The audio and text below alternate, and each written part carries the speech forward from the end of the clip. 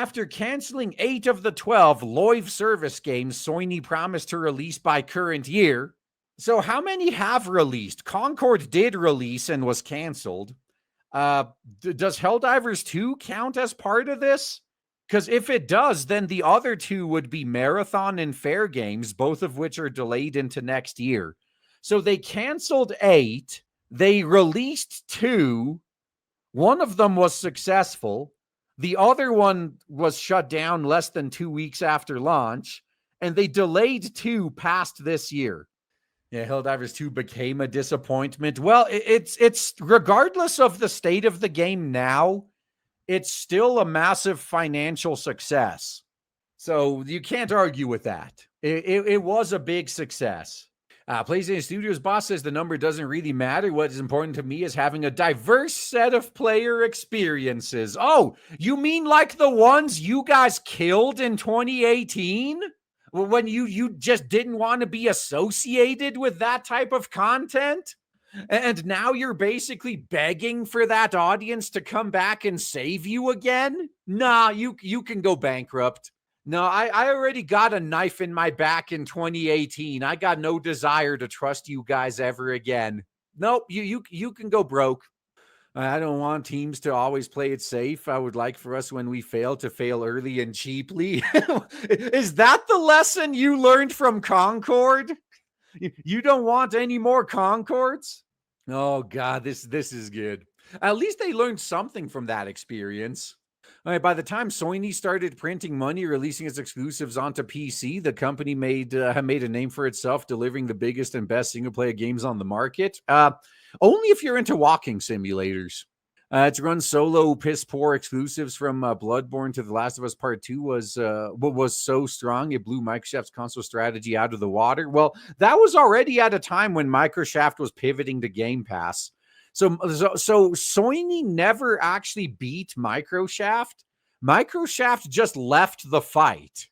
Like they conceded and they left. Like that's not exactly the same thing as being beaten, really. I mean, in a way that Xbox arguably never recovered from. Even we PC heads with our vast Steam libraries have acknowledged those games were pretty great.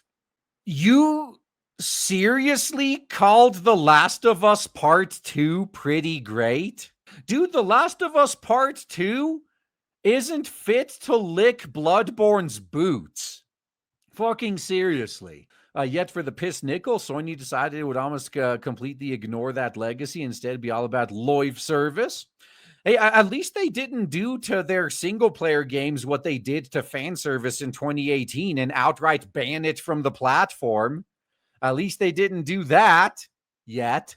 In current year, -3, former CEO Jim Ryan promised Sony would make and release 12 live service games by current year.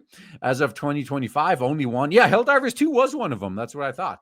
Has enjoyed a successful launch. 7 were canceled before release. 3 are supposedly still in development, including Marathon, and one of them was Concord. Oh, so Concord didn't count as one of them still in development? So Marathon and Fair Games, and they have yet another one? Okay. It's a strategy that has so far proven catastrophic, leaving the piss nickel largely bereft of quality first-party exclusives. But if you thought gazing upon this virtual graveyard might cause Sony to reconsider its priorities, think again. No, I fully support it. Don't worry, Sony. Yeah, it's literally the meme of that guy giving up digging his tunnel like one axe swing away from the diamond hall. That's you guys right now, PlayStation. If you give up now, you're going to miss all those diamonds, man. Just come on, just one more swing. Keep going. You're doing great. You're going to reach the diamonds any second now. Keep going. Don't be a pussy. Don't be a bitch. Keep digging, Sony. Sony Interactive Entertainment Studio Business Group CEO Herman Hulst was recently asked about Sony's live service strategy for by the Financial Lies as part of an in-depth article by the company's broader business strategy.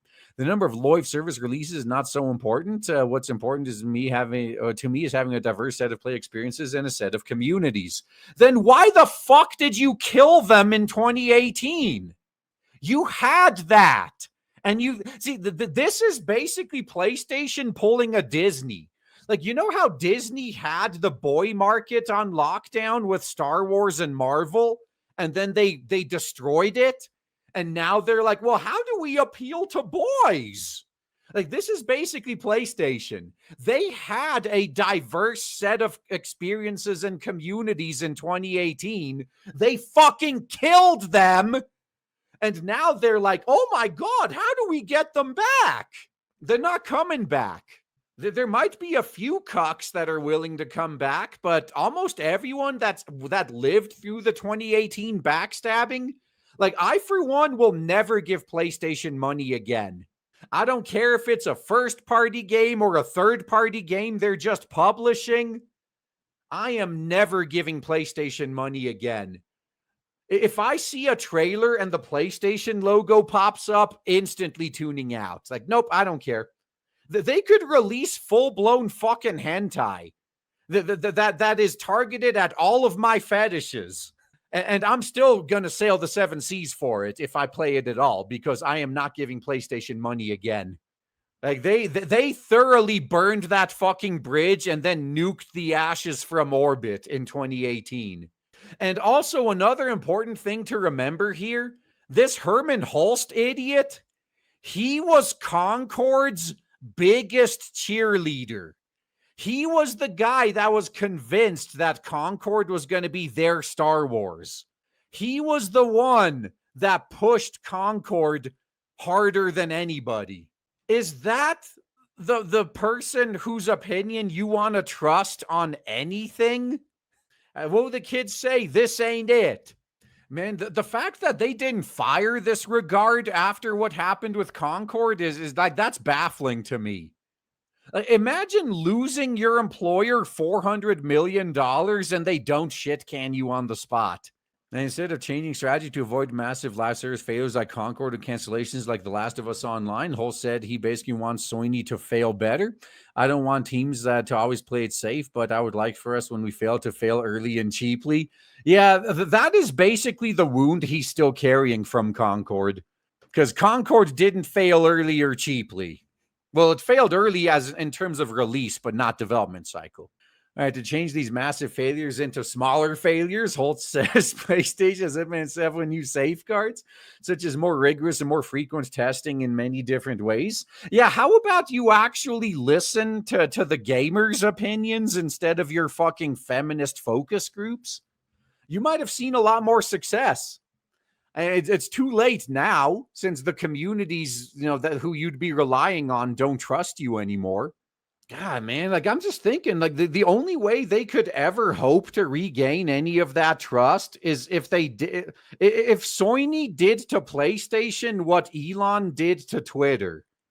If they clean house, if they completely shut down the Western branch of the company and just fire everybody, if they fire 90% of the Japanese branch, because Japan isn't innocent here.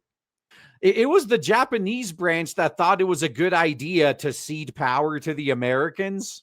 They were all on board with this shit.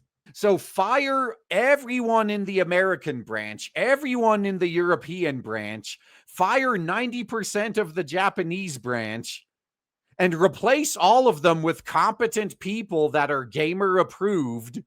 If they did that, I would consider giving them money again. But they need to show they've learned their lesson at that level. Yeah, keep only the Wakanda branch. Yeah, that's right. The Wakanda branch can stay. Yeah, in fact, let's put the Wakanda branch in charge. They seem to be the only ones without negative PR. According to Financial Times, this includes higher priority on group testing and more cross-pollination of ideas within Sony and closer relationships between top executives. Oh, so they're going to make executive interference even more of a problem. Yeah, I look forward to watching them go out of business soon. The advantage of every failure is that people now understand how necessary that oversight is. Oh, God. That's the lesson they took away from this. Hey, we need to micromanage everyone more. Hey, you know the people who are responsible for tanking the company in 2018? We need to give them more direct power and oversight. That's what we need to turn this company around. That's right. Yeah, that part's true. The only flaw with that plan is would any self respecting actual gamer with skill go to work for Sony if they do actually purge their ranks instead or their rot instead of making their own?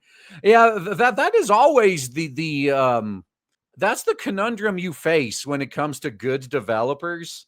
Because if you were really a good developer, wouldn't you rather just work on your own project? Like, why would you go to work for a big soulless corporation that's going to milk your project to death and then discard you? That's a good point. You better have a very good contract and then show us what it is. I would be more convinced by what Hull says if Sony had demonstrated its PS4 era strategy no longer worked before going all in on chasing the theatrical live service money train.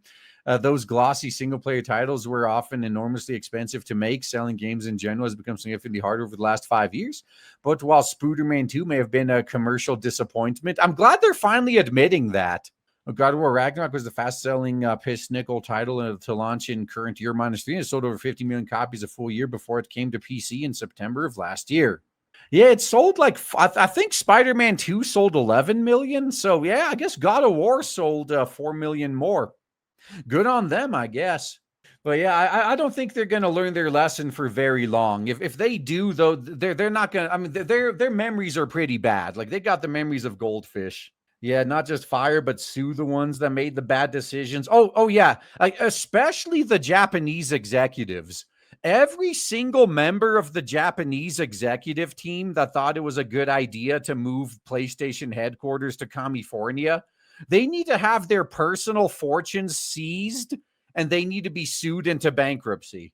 Yeah, they need to be made an example out of.